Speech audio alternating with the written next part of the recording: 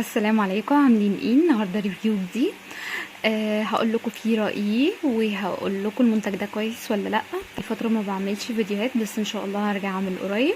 هقول لكم النهارده عن جل سحري لعلاج تشققات القدمين والقلو وعين السمكة. بنمشي مسافة طويلة وساعات بيحصل لنا كده ما بنلبس مثلا جزمة ضيقة، حاجة زي قلو، او بيبقى في حاجة في الرجل عاملة زي عين السمكة كده. الحاجة دي ساعات بتوجع وساعات ما بتوجع. حل سحري للحاجة دي وهو الجل فيت اب ادفانسد من اوريفلام.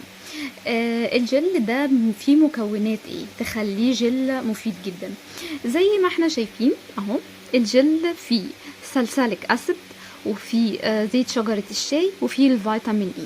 طبعا عارفين حمض السلسلك مهم جدا جدا للبشرة وكويس جدا للبشرة، وزيت شجرة الشاي بيشيل اي التهابات في البشرة، والفيتامين اي مرطب كويس جدا جدا للبشرة. مفيش طبعا احسن من فيتامين اي لترطيب البشرة.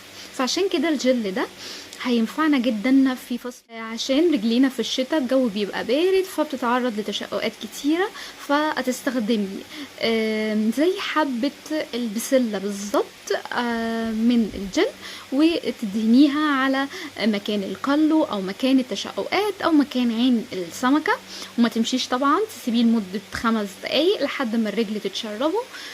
وعادي ممكن تمشي بعد كده عادي جدا. بتستخدمه امتى بقى او كل قد ايه؟ مثلا لو في قلو او في عين سمكة نستخدمه كل يوم مرة قبل النوم طبعا يفضل، لمدة مثلا 3 ايام، وشوف القلو او عين السمكة راحت ولا لسه. لكن لو تشققات عادي ممكن تستخدميه باستمرار، لانه كويس ومفيش منه ضرر، زي ما قلت كلها مكونات طبيعية. الجل ده كان سعره 170، اكيد هو دلوقتي دي طريقته كده. كنت قلت لكم مفعول الجل ده معايا حلو ولا لا، وقلت لكم سعره، وقلت لكم مكوناته وهو كويس ولا لا. وعشان كده انا سميته جل سحري لعلاج حاجه بقى في القدمين، تشققات، قلو، عين سمكه. فهو ميزته ان هو كله مكونات طبيعيه. بكده اكون خلصت الريفيو، يا رب يكون عجبكم. ما تنسوش بقى تعملوا لايك واشتراك وتشاركوا الفيديو عشان يفيد ناس اكتر.